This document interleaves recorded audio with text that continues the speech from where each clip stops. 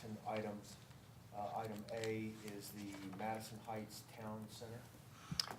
Yeah, Mr. Patel asked to be on the agenda, but I do not see him here. You have the information before you in your package. The previous executive director had made him, according to Mr. Patel, had made him some promises regarding connections, but we could not find anything in writing, and he has not, Mr. Patel has not provided it to us in writing either. So I am operating under our existing rules and regulations. He also wanted to bring forward to you the item of the 8-inch water line loop, which you, as a board, dealt with over a year ago, and chose not to participate in that project. So I did, in the package, it points out all of the actions that the authority has done as far as trying to assure that Mr. Patel, that the project will continue to move forward smoothly. And we've been trying to assist with all of that. Matter of fact, they just completed their fire marshal testing yesterday, so I think all is ready to go as far as the testing that is required for that structure. As soon as Mr. Patel comes forward with the system development fees, we will work on getting him an account set up and moving forward.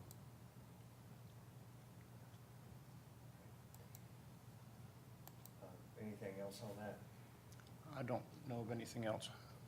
Okay. Without Mr. Patel, any If he- questions for the director? If Mr. Patel does arrive here, we can bring this Since back we up have under the consent agenda, under sure, citizen we'll comments. put him back in if everybody's in agreement. Next item is the strategic planning. Okay. I appreciate the board's support on approving our SOAR strategic plan. And I've been promising you some target dates. And so I do have a list of dates on this information here, dealing with employee recognitions. Some of these things are fairly simple to develop. I've utilized some similar things with other authorities. We can easily adapt them to our needs and bring those policies forward. We are awaiting information whether we'll be awarded the Directional Flushing Program Planning Grant. It was received by VDH. So the fire protection fees, Charlene mentioned to me that they had not been addressed, reviewed since prior to her arrival. And I'm not going to give the date in public. But anyway, it's been a long time coming. We need to look at those fees and see if they are appropriate for the use. The asset management program, there's so many things going on right now. I push that off to the following fiscal year to deal with that. We're working on our master planning and all of that. That is underway, and you three will have time with the consultant on Friday to understand where that's going and give your input as to what you see the authority needs. We'll be looking at developing a formal financial master plan this next fiscal year. And hopefully the RFP for our metering system will go out in July. So we'll be able to plan for that in the upcoming fiscal year. That's all I have on that. So are there any questions? So, Mr. Costello, I looked through the strategic plan and I understand what you're asking us to do is approve this as presented, and I'm assuming that you've established this timeline based on realistic goals that Yes, your sir. department can meet. Yes, sir. You've analyzed those and feel like this is My team is, we've discussed them, and we believe that these are realistic. in matter of importance as well as realistic time, and maybe some of those coincide with each There's other. a number of things that are going to be worked on simultaneously. Right, I guess some are easier to accomplish than others, and that's why maybe something of lesser importance is higher on the list, but can be done. Yes, sir. Okay. I don't have anything further. Mr. Chair, if I may. I mean, I appreciate you. It's kind of like a work program that you've set out for your, department, right? For And the authority, yes. for the authority. And while I appreciate it, I'm not sure why we really need to approve it. I mean, you're the director and you need to set your own goals and timelines. I mean, if That's you need the- a blessing on it, fine. But I do have so tell me what's involved with the fire protection rates. What is that for, and what does it do? Well, it was established a while ago. I came in, I think, 1985, and they were charging them then. I don't believe the price has changed since I came to the office. So it's always been in the $70 range. And so we're trying to find ways we don't have to have an impact on our customers. We only have about 11 to 15 businesses that pay for fire protection, like Walmart, the jail, things like that. And the price just hasn't been adjusted at all. And we're not talking about adjusted to $100, but from 78 to 80, from 73 to 76, something like that, because we're trying to offset other things that, so it doesn't impact our customers as much. Where can we get a little bit of more income? It's not a lot of money. I mean, what are So it's they- like $1,000 a month, maybe. I What can't are they remember. paying for? I Oh, mean, well, so it's the fire protection, so they have a different meter, a second meter for for fire the protection. fire protection Yes. system? Okay. I Very see. seldom do they use any money, no consumption comes off, it's just a flat rate fee. I But it just see. hasn't been looked at, no one's adjusted So the it's a rate. and- separate meter from their Yes, normal use? Okay. that is correct. There's a separate fire system, there's the detector check that has a meter on it. Okay, thank you. I've got one question regarding the asset management program. Yes. Didn't work start on that some time ago? We have an asset management program. We have the software. We'll need to look at updating it, and is this the best software for what we need to do? After going through our infrastructure master planning is the time to really next start focusing on the asset management. All right, fair enough. Thank you. I agree with Mr. Martin in looking at this. I'm not sure we necessarily need to approve this as an agenda item, action Okay. item. I mean, again, I'm happy to approve it if I we just, need to, but I'm not sure that we, mainly, I want to make sure that I'm moving things forward and you know what we're trying to do, and everyone is in concurrence. Yeah, I mean, I appreciate you very much for making us aware of it and where you're moving. Okay. But I think a lot of that is just up to you and how you do it. I appreciate that also. That's just my opinion. Okay. next item, so I think we'll move on without approving that as an agenda item, action item. Next item is fiscal year 25 budget.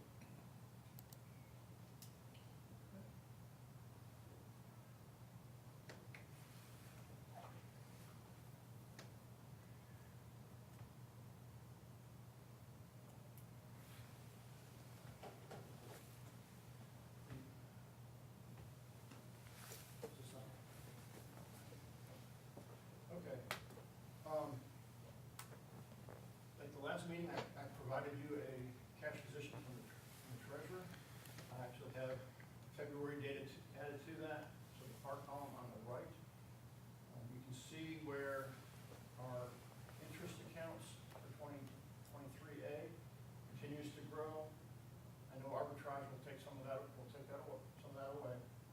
But also, the interest account from the $1.6 million bond issue, that's growing slowly. Our cash position went from $4.9 million to 5.4 month of February. The money markets are gaining very, very slowly. It's something we'll need to look at. Part of our financial master plan is how to maximize interest and do Oh, that's the button. I wasn't trained on this button. Okay. But that's something I definitely want to look at, is to how to maximize the interest, because we are sitting on a good amount of cash right now available to the authority. So we came up with some goals for preparing the 2025 operating and capital improvement program budget. Want to utilize enterprise fund accounting, looking at income statement and capital separately. The goal is not to have a rate increase. I think that's a good goal. The CPI for December was 3.7%. One of the things we would like to do is eliminate the credit card convenience fee. We currently charge 3% on everything we run through the credit cards. This, we believe, will encourage a more cost-effective method for our customers to pay and reduce the office traffic. I want to increase our salaries. A local survey showed that ACSA is historically at the bottom of our region. I was actually at the Region 2000 Utility Directors meeting, and Bedford County shared with me that when they do a local study, they don't include, they'll get the information, but they don't include it in what they report to their board because it draws the numbers down.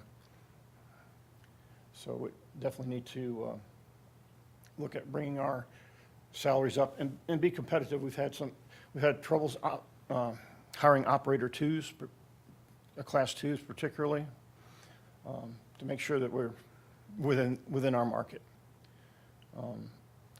For that, I'm proposing a 3% COLA and then a 4% merit pool based on evaluations where a higher score would get a higher percentage and a lower score who's not putting forth the effort will get a lower.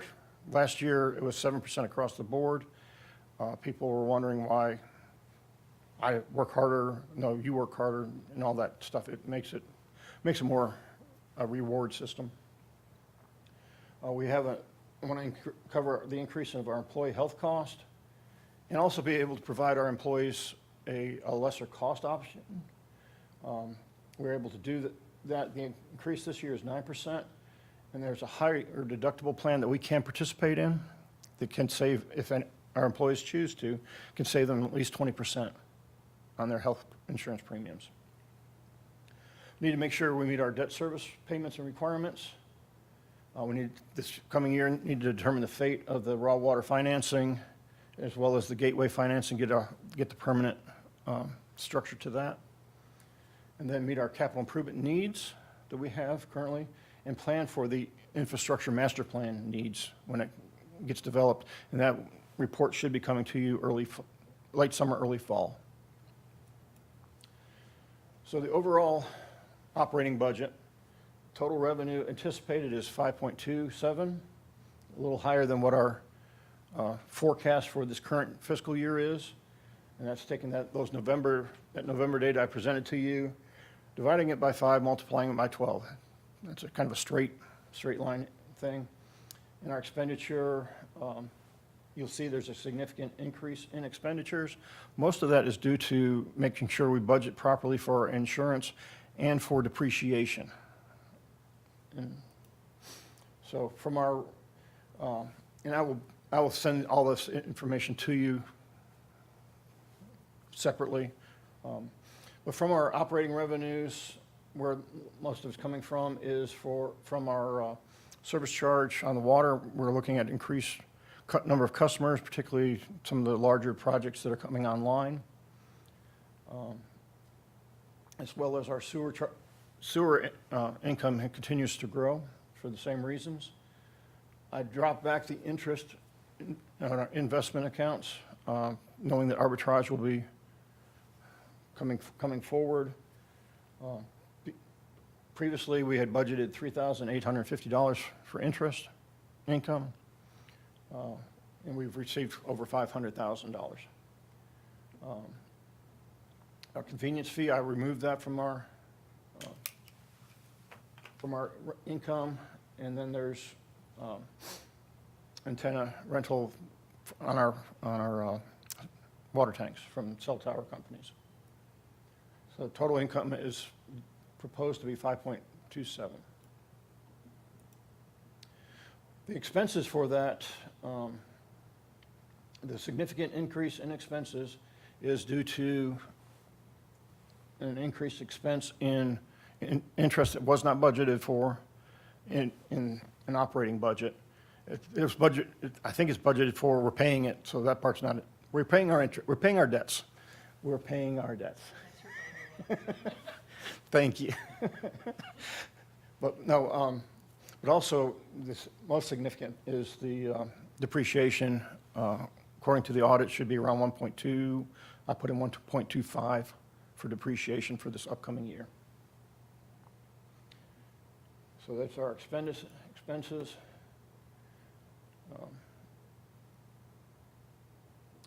Shoot, I went back. Yes, operating expenses. That leaves us a balance of our operating budget a little over $2,000. But do consider that we have the depreciation expense in there, which is a non-cash expense. So we utilize that non-cash expense plus others to fund our capital programs. Looking at right now 7.2 million in revenues for available for capital expenses. And right now, we're proposing 5.7, but I want to leave some in there depending on where our infrastructure master plan comes. And through this process, I'm learning where things are not. And I love having that balance, but I don't trust it at this moment. As we continue to learn, Stacy and I are going to be getting together to go over our budget to make sure I'm not missing something accounting-wise.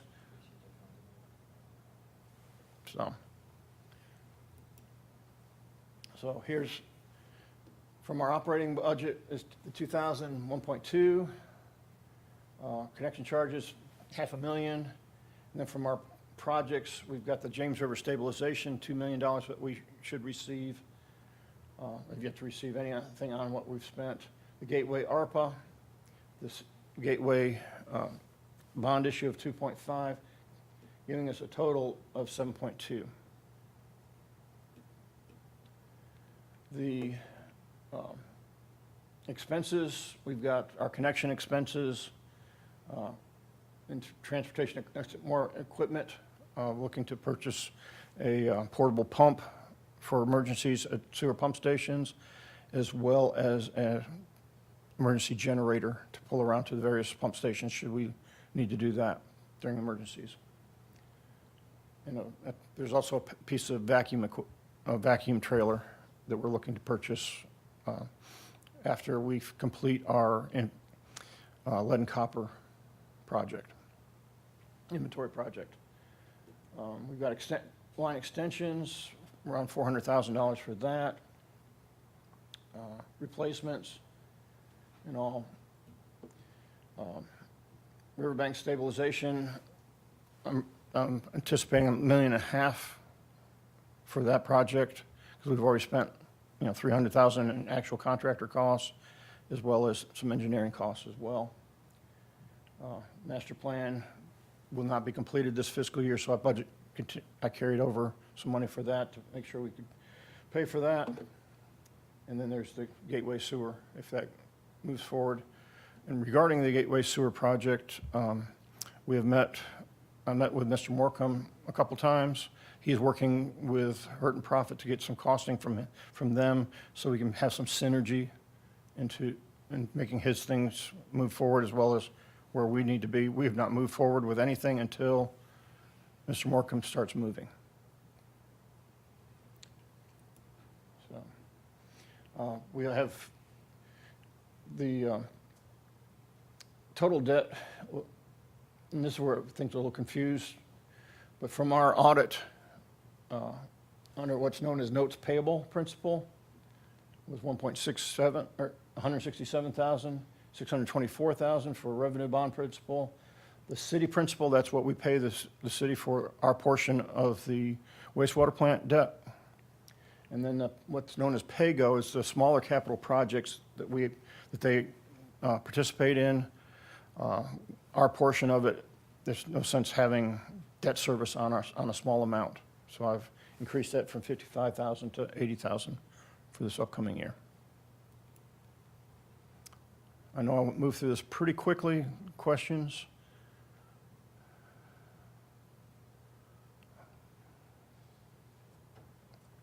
And I'm not asking to approve this budget, okay? If you can concur with the goals and the direction that the process is going, but I'm not asking for any budget approvals until we have more definitive information. Mr. Chair? Yeah, I definitely concur with your goals. So the budget that you just went through, And it's a very high level, it's not a line item. yeah. So you've got all of those things built in from your goals? Yes, So the wage increase and the merit and. yes, sir. So when the county went back and did the salary study and this and that, and we did adjustments, you guys weren't included in that? That's correct.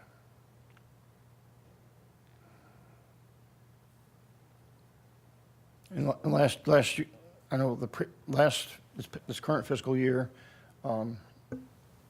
where everyone received 7%, it was across the board, and our salary scales did not get moved with that. So when was the last time the Service Authority employees got a raise?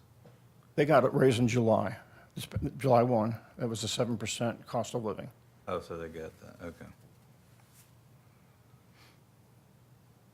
You said you're gonna send this to us I certainly will. today or this week? Okay. I like the direction that you're headed. I hope we can accomplish those goals, and I think the citizens will like the fact that we can hopefully improve service and not raise rates. One thing I would look at, based on my personal experience for paying utilities in other locations, is the e-check payment method seems to be there's no cost. Mm-hmm. And if we can encourage that, there's still gonna be a cost exposure for us with the credit card fees, but if we look at the e-check as an option as well, I know I use that in some other locations, so there's no fee involved. Next week, there's actually a webinar with the rural water that will be participating in to see about other ways of dealing with electronic payments. All right, so you are, I think we've got an action item here to give the director permission to move forward with the budget preparations. Is there a motion? So move. Got a motion? Any other discussion? All those in favor? All right, next item on the consent agenda, the draft meetings for the March 5th, 2024. And included in it is the financial report and the consent motion.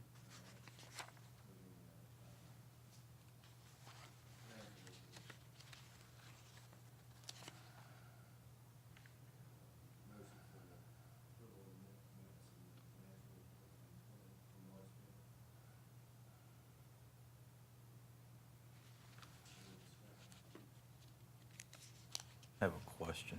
So on operational revenues, water, total revenues, are you saying we're down 9.67% From the previous year. from the previous year? A lot of that has to do with our bi-monthly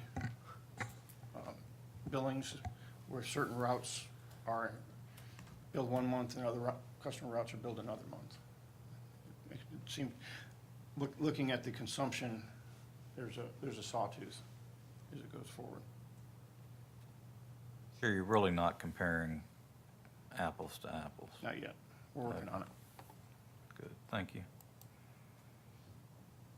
There was an increase of, 60, almost $70,000 from January to February. And this is cash received. It's not billed. So Okay. everything's backed up. I'd make a motion we approve the consent agenda. All right, we've got a motion. Any other further discussion? All those in favor? Aye. Aye. All right, item 6, informational report. Okay, I'll move through this. The Hurt and Profit has provided me with the proposal for engineering survey and permitting services. Got a revised copy this morning, but we'll go through it and then bring it forward for the Phase 2 of the James River Stabilization. It's roughly $38,000 for the services that we need for that, taking it to bidding, or actually through bidding and construction. So I think it's a reasonable cost, but I don't have it in firm enough point to bring it to you. Question on that. We previously took a long time to get the permits to do the project. Are the permits still good for the continued work? It's upstream, so a lot of it will have to be re-permitted. Okay. Also, the first proposal didn't really have a time frame on it, and Mike Wilson behind me just sent it to me this morning, so get the chance to review that and make sure that, because one of the things I have to do with the Phase 2 is to provide EPA with a changed work plan, and having those dates in there is what I needed to be able to do that as well. Okay. And hopefully I'll have it, I'll send a draft proposal to EPA, get their blessing on it to make sure that we are reimbursable and keep things moving.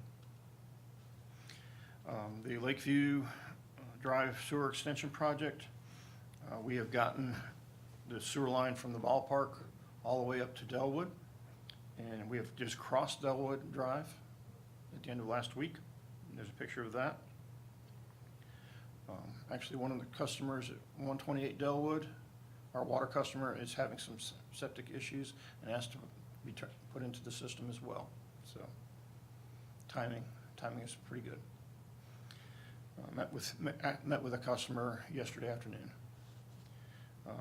The Campbell Street Sewer Extension Project I brought to you guys last month. I met with a property owner for the 127 Campbell Street, understand what their needs are, the community needs are, and he is going to canvass the neighborhood to see what interest there is for sewer being extended, so whether he's going to do it on his own or if we do a real project for this.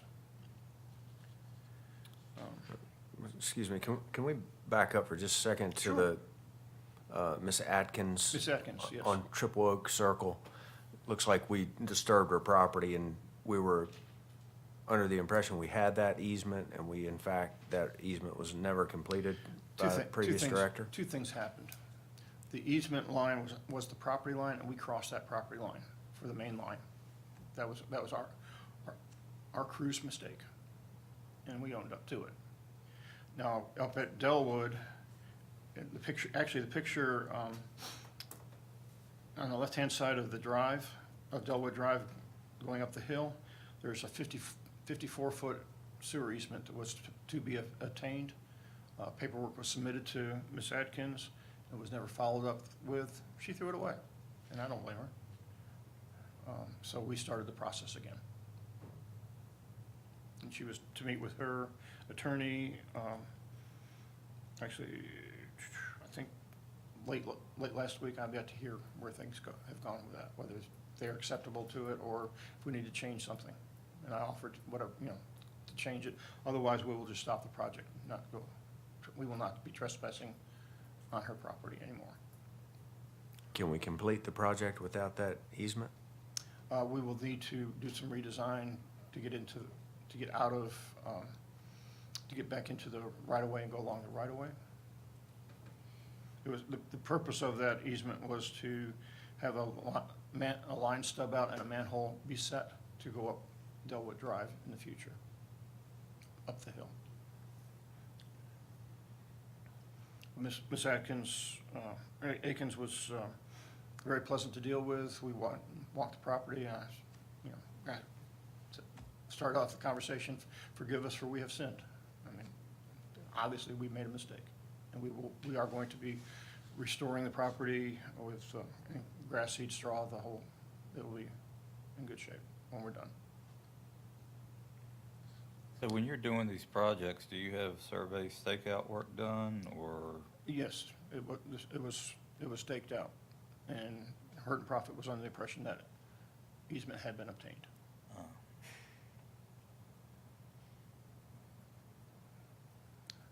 And there's one more up on the Lakeview end of Delwood that has not been obtained yet, and we're not going in that direction either until that gets cleared up. But we can service the 128 Delwood without any additional easements. So are you working on the second easement at the other end as well? We will. My main goal was to get the pump station offline, because that has caused issues in the past, Okay. my understanding. Okay.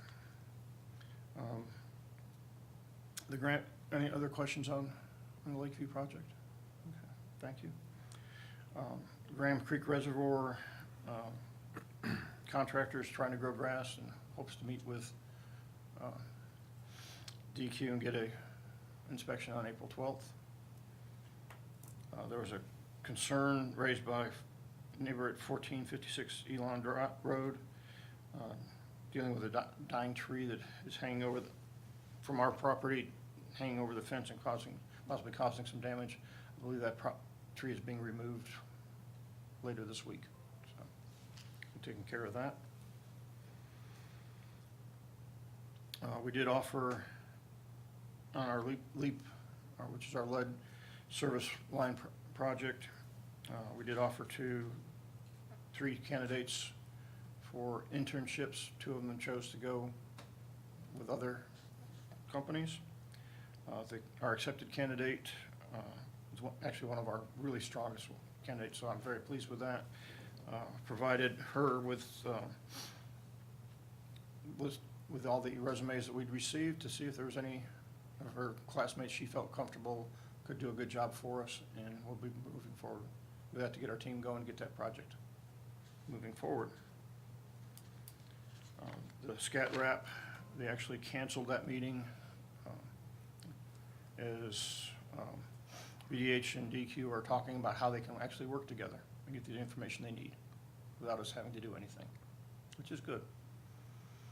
We also helped County Parks and Rec with construction of the water service line from our meter to where the future water fountain will be. We installed it, provided the equipment. The Parks and Rec is paying for the materials.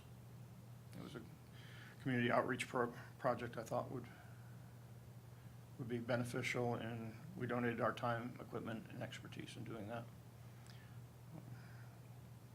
Moving forward with the radio, read program, I just received an email this morning that the sites had been approved by the National Radio Quiet Zone group to make sure that we are going to be not interfering or causing any interference with the telescopes over in West Virginia.